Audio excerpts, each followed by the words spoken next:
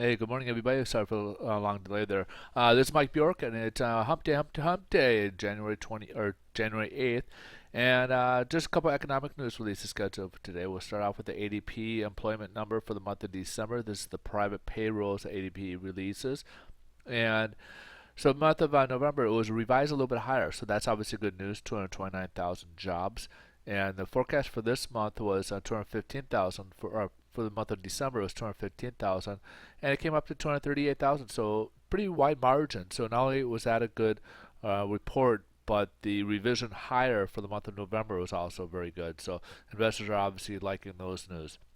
Last but not least, later this morning we'll have by 11 o'clock Pacific Standard Time, the Fed minutes will be released from the last meeting back in December. So right now, basically, as you'll see, the markets are bracing for the Fed minutes to be released. They basically want to see if there's any surprises in there. This will kind of give you clues as to what the Fed was thinking before they placed their vote and made their announcement. So you'll kind of see more of the back end scenes of the Fed FOMC meeting back in December, which is the reason why they are waiting for it. So as a result, you'll see the stock market's mixed a little bit right now. The right now Dow is the only one who's down quite a bit. It was down about 60 or so far this morning. But a lot of this again will probably change. They're just kind of pulling back. A lot of money is being pulled out of the market until they hear that, and then they'll make some decisions. You'll probably see a big rush in the market afterwards. So we'll see which direction it goes. And as a result, the same thing for the bond market. So a big pullback there. We are starting the day off at 99.56, which is 32 basis points lower, which will result so far this morning in an increase in pricing for the interest rates. But this could all change after 11 o'clock. It will maybe stabilize. It may be on the downward trend or it could be upward. So, but we could close that gap up potentially today, just based on after the close, because they're just kind of waiting and seeing as to what's going to happen.